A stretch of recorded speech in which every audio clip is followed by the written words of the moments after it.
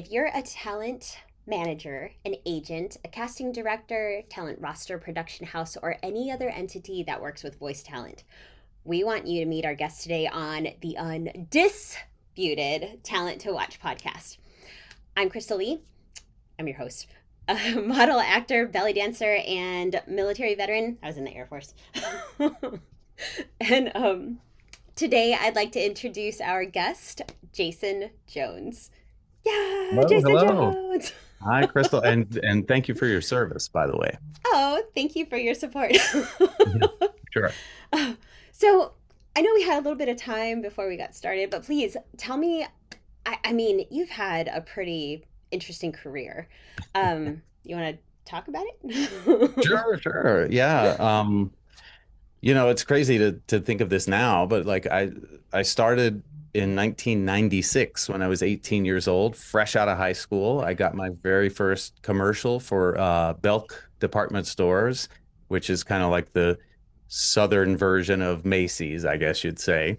I like Belk. And I didn't know what the hell I was doing. I had no idea. I had done a lot of theater. I was getting ready to go to college on a theater scholarship and a musical theater scholarship to the Shenandoah Conservatory. And someone said, "Hey, they need like some teenage talent or whatever to come and audition for these commercials. Do you want to go do it?" And I was, "Yeah, sure, whatever. I don't know." So I did it and I booked it. And that commercial, and then I did another one like literally 3 days later. And I probably made more money in those two commercials than I did working at the hotel I worked at the whole summer, you know? Yeah. And so anyway, I went to college, and after 3 semesters, I was like, this is not for me. And Hmm. I dropped out and I came back home to Asheville, North Carolina, which is where I'm from. Hmm. And I did, and again, I was like, what am I gonna do now? And so I did all sorts of odd jobs and construction and this and that. And I learned how to become a DJ for weddings and that sort of stuff. And I was dabbling in the voiceover thing. So when I say I started 30 years ago, I always have to say like the first probably 10 years, like it was a completely a back burner, like I made a couple $5,000 a year or something like that, Hmm. but it was fun. And Hmm. especially back then, it was you went into the studio, you got to read with other people. There were dialogue spots. The radio spots back then were a lot of fun. We were still recording to tape when I started. So Hmm. it kind of gives away my age, I guess. But after maybe 6 or 7 years of doing that and going out to the studio and listening to folks who had been doing it for a long time and making a living at it and learning from them, was like, could I do this like for a living? But I had a lot of confidence issues about that. Hmm. And at some point along the way, I had this sort of breakup, and it was like, okay, I need to make some big changes in my life. So I moved to Los Angeles just on a whim. Boom. Hmm. Sold everything, moved to LA. I knew one person, really, one person, and he was a voice talent and he was making his living that way. And so like I was DJing weddings out there because I knew how to do that and I knew I could make some money at that, Hmm. and didn't have to rely on like, am I going to book a job and be able to pay my rent or whatever? Yeah. But, after a couple of years, it was like, okay, I'm getting better at this. And then I met someone who became kind of a mentor to me. And I don't think he'll mind me saying his name is Roger Leopardi, and a lot of people know who he is. He's a voice talent who is on a lot of stuff, and Roger's great. And he was so sweet to come into my life and sort of be like, "You're good, but you don't really know the business part. You need to figure that out." And so he helped me a lot and introduced me to a lot of people that became longtime clients of mine, and I'm still working with a lot of those folks. Taught me about bread and butter work, which is really important in voiceover. And for me, that specialty is really has become retail reads, like car dealers, furniture stores, stuff like that, Hmm. that a lot of people maybe are embarrassed to do, I guess. I don't know. I do hear some people sort of poo-poo that or whatever. It's like, oh, that's, you don't make a lot of money doing that or whatever. Well, if you do 100 car dealer spots a month, you're probably going to be okay, Yeah, it's like that's steady work right there. Yeah, yeah. And that's the whole thing is like, if you can get steady work going for yourself, and build up that clientele, it makes you more free to audition and not feel like I have to book this next thing or I'm going to go out of business, you know. Hmm. And so long about 2015, I got with Abrams. At that time, it was Abrams, and Dean Panaro was there. And I'm happy to say that I'm with Dean Panaro today at Dean Panaro Talent, Hmm. and lots of other agents. I'm with, groups up in San Francisco with Stars and Go Voices in Denver and Talent Group in Cleveland and Pittsburgh and lots of production companies all throughout the country. And I think that's the thing is just, you have to be very spread around and you Hmm. have to have a skill set that, you can meet a lot of different demands. Um, and so for me, it was just a slow plod to learning kind of fitting those pieces of the puzzle together for Hmm. myself. Yeah. And I would just say this one other thing. Like when I first started, I sort of harken back to my childhood of thinking like, well, I'm good at character voices. I'm good at mimicking people and my teachers and all that sort of stuff. Hmm. And, growing up watching Saturday Night Live and all that stuff, it's like, I can do that. But then I got to LA and went, oh my gosh, those people that are Yeah. doing that for a living, like they're so much better than me.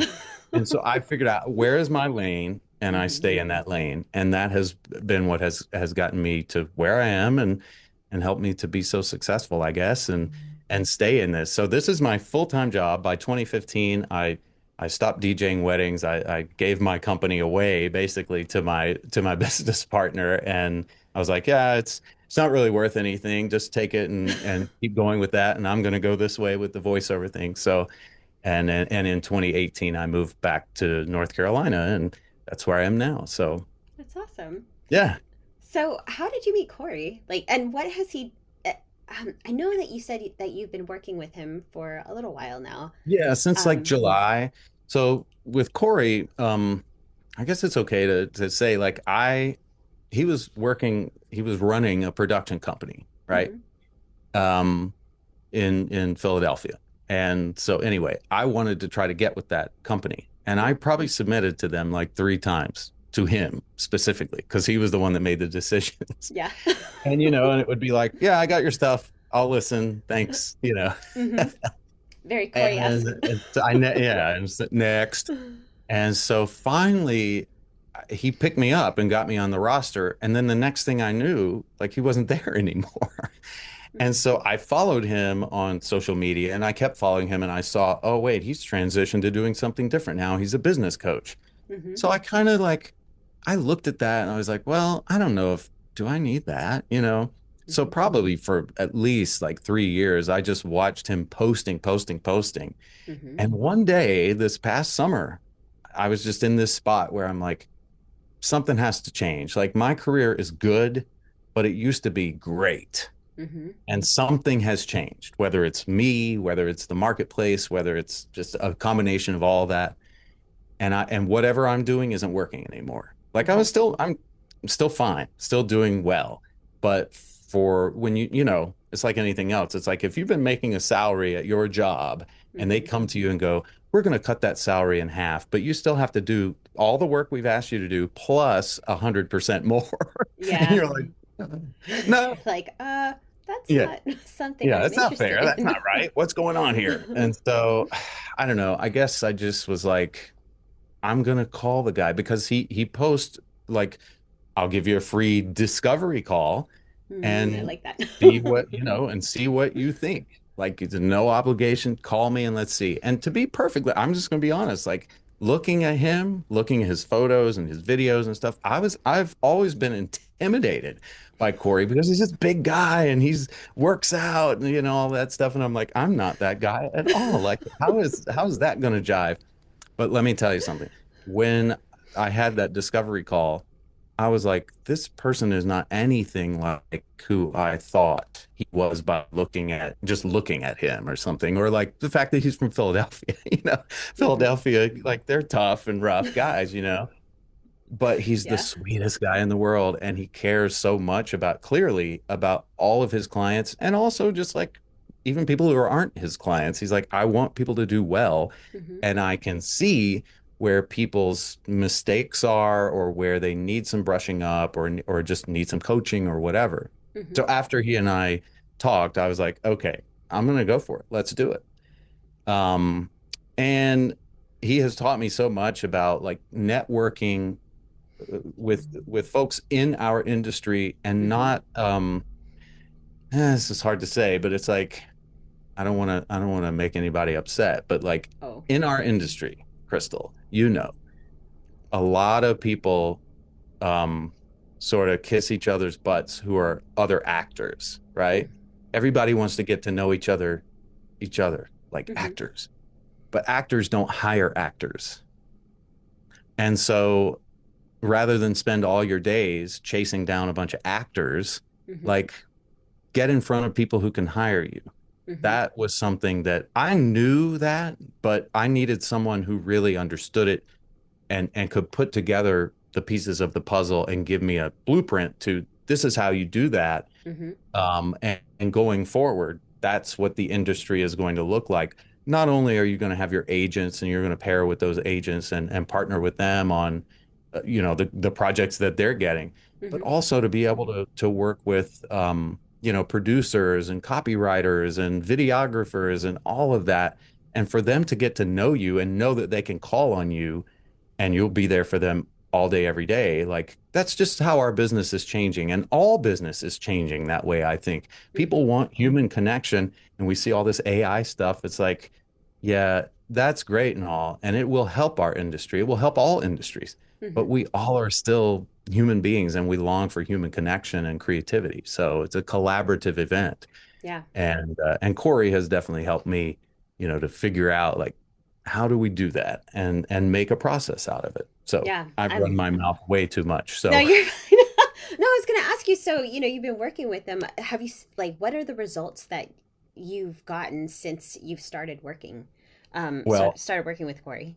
and I'll be honest, like there are times where I'm like, man, I'm so busy right now. I can't do the things that I know I'm supposed to do every day. Mm-hmm.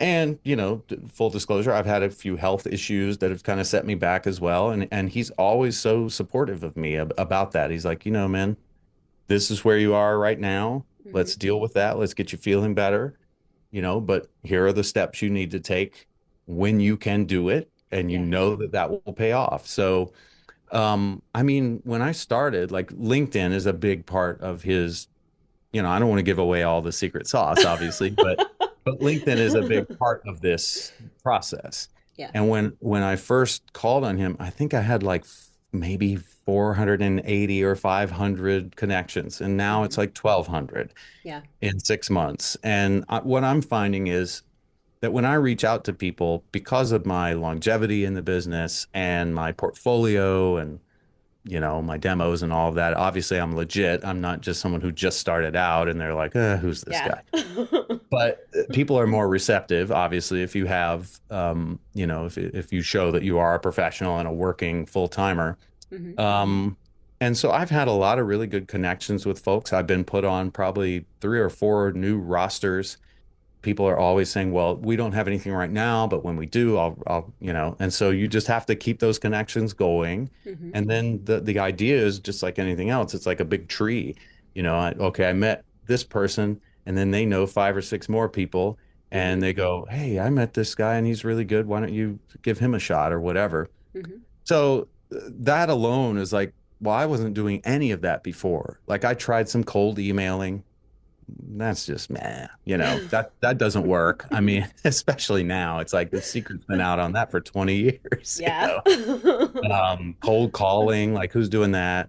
I have Mm-hmm. this one producer that I work with and do a lot of car dealer spots with. And he told me, he's like, I probably get 50 to 100 voice talent reach out to me every month. Mm-hmm. And I just throw it in the trash Yeah. because they all sound the same. They all say the same garbage. Mm-hmm. So what Corey has taught me, and again, not giving away any of the secrets, Mm-hmm.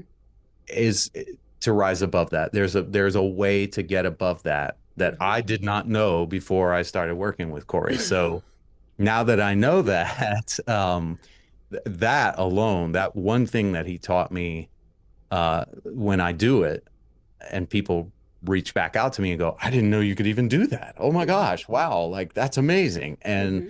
and then it starts the conversation and it's like, whoa, we're now we can get past the whole like, what can you do for me? Or what can I do for Mhm. you? Like, oh, this is cool. Your work is good. Let's Mhm. work together if we can. So, That's awesome. Well, we are almost actually out of time. We have a few minutes left, so I wanted to give you an opportunity to just like plug yourself, plug your website, oh, great. let people know like what your niche is, and then we will do the fist pump. And but please, I want you to get that Awesome. info out there. Well, thank you. So yeah, I mean, you can go to my website, jasonjonesvoice.com. There you can learn more about me. You can hear all my demos. You can see some of my work there.